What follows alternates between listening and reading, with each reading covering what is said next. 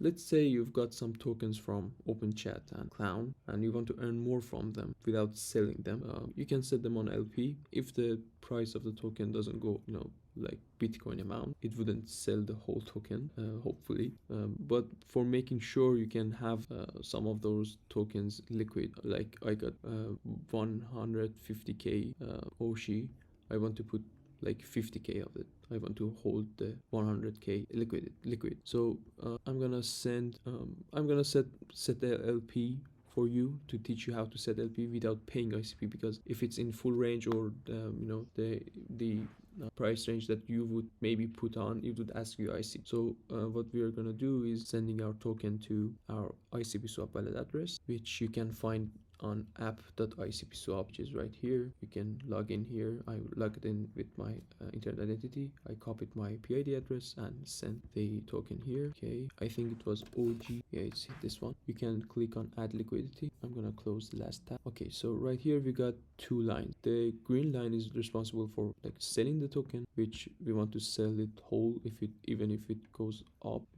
If we want to hold some of it, we can like put the liquidity here like everyone put, but I don't care. I'm gonna put on minus 100%. And there's a white line here that we're looking for, so we move it close to the white line and we try to move the white line even further down to the left, so it don't require any ICP from us. So we just click on the OG amount and we click on confirm. We want to make sure we are also on the price range here on ICP. It would, as I've heard, it give us a better price range. So I just click on add and we would have 10k OG right in our Icpswap liquidity. So here's the liquidity we just put. It would take some time and some price action to go in range. So let's say we've earned more from that token.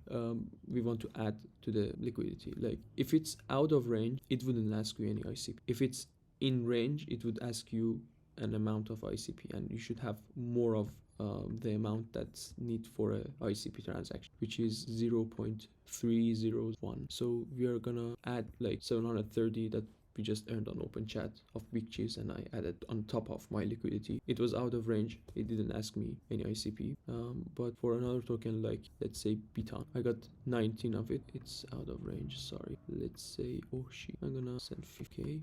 I'm gonna find Oshi right here.